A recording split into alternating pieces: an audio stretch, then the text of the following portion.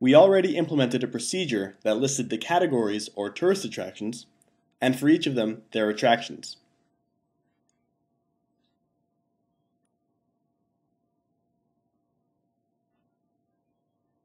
What would have happened if the categories we had in the database did not have any related tourist attractions?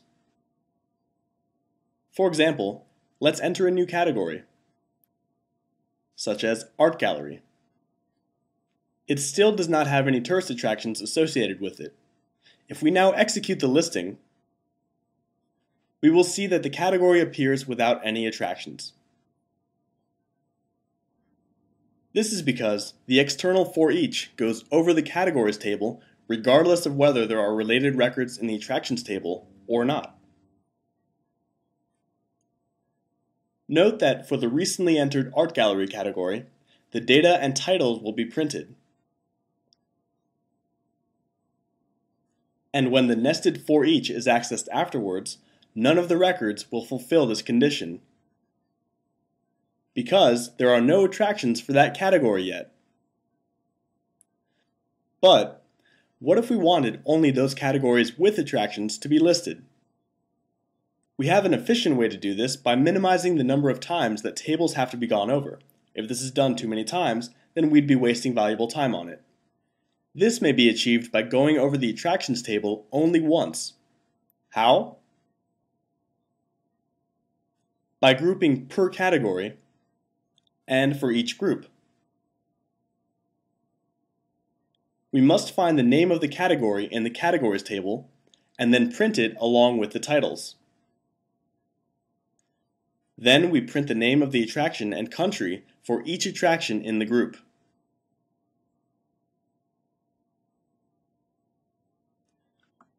When we change groups, we search for the name of the current category again, monument, and then print it along with the titles. And again, for each attraction in the group, we print its name and its country.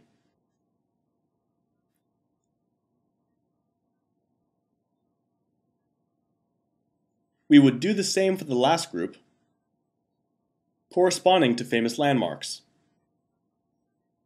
We should note that in the categories table, the number 4, Art Gallery, will not be on the listing because we do not go over the category table, but only the attraction table.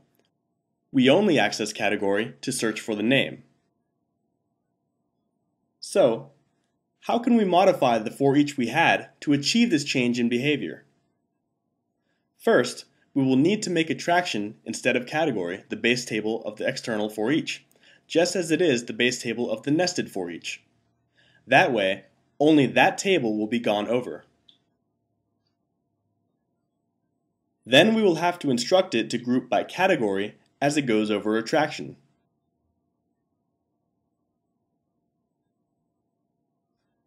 This is possible with the order clause.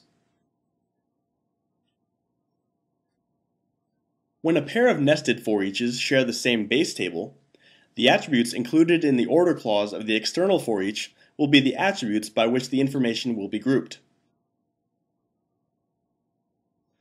So, how can we make attraction become the base table of the external for each, when the only attributes we're using in that for each are category ID and category name, the latter having originated in the categories print block?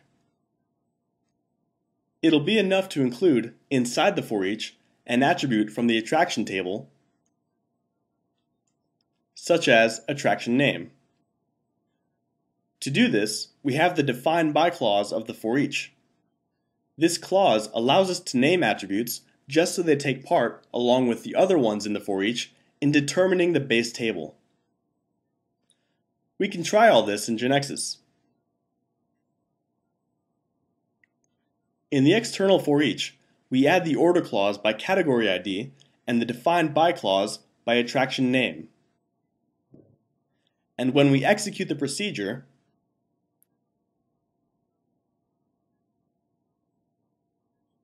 we will see that the format of the information we show is the same, but the art gallery, as we wanted, is not shown.